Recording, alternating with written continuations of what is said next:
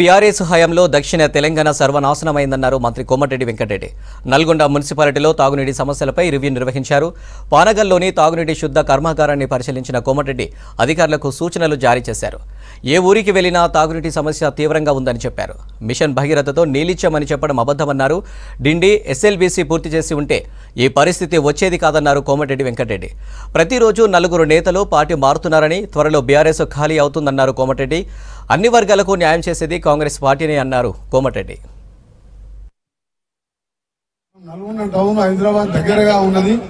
పక్కకే మహాత్మా గాంధీ యూనివర్సిటీ అని గవర్నమెంట్ పెట్టే యూనివర్సిటీలో ఎక్కడ కూడా ఇంత పెద్ద క్యాంపస్ తో యూనివర్సిటీ లేదు.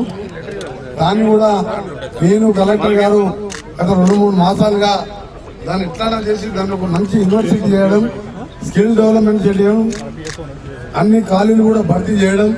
మొన్ననే కలెక్టర్ గారు బాగా ఇనిషియేటివ్ తీసుకొని జాబ్ ఫెయిల్ పెడితే 12,000 మంది పైన ఇస్తే 6,400 మందికి జాబ్స్ ఇచ్చినాం. మళ్ళా మే జూన్ లో మరొక జాబ్ మీద ప్లాన్ చేస్తాం. డెవలప్మెంట్ ఒకవైపు మన టౌన్ ని నీట్ గా ఉంచుకోవడం, శానిటేషన్ తో పాటు కౌన్సిలర్ తో పాటు వర్కర్స్ కూడా విజ్ఞప్తి చేస్తున్నాం. మీకు ఎటువంటి ఇబ్బంది లేకుండా చూసుకుంటాం. మీరు శానిటేషన్, డ్రింకింగ్ వాటర్ ఇవన్నీ టాప్ ప్రియారిటీగా ఉండాలి. వచ్చేది సమ్మర్ కాబట్టి ప్రత్యేక శ్రద్ధ పెట్టండి. మననే మనం టోటల్ 326 crores వచ్చినాయి. ఇప్పుడు మన డ్రైనేజ్ ఈ రోజు కలిపి 324 కోట్లు శాంక్షన్ చేయించుకొని మళ్ళీ ఇదే జంక్షన్ పక్క నుంచి దాదాపు 600 crores పైన outer ring road, Nalgonda bypass road కూడా నెక్స్ట్ మంత్ టెండర్ కూడా పిలుస్తున్నాం. దానికి కూడా ల్యాండ్ ఎక్విజిషన్ కూడా తక్కువనే ఖర్చు అవుతుంది.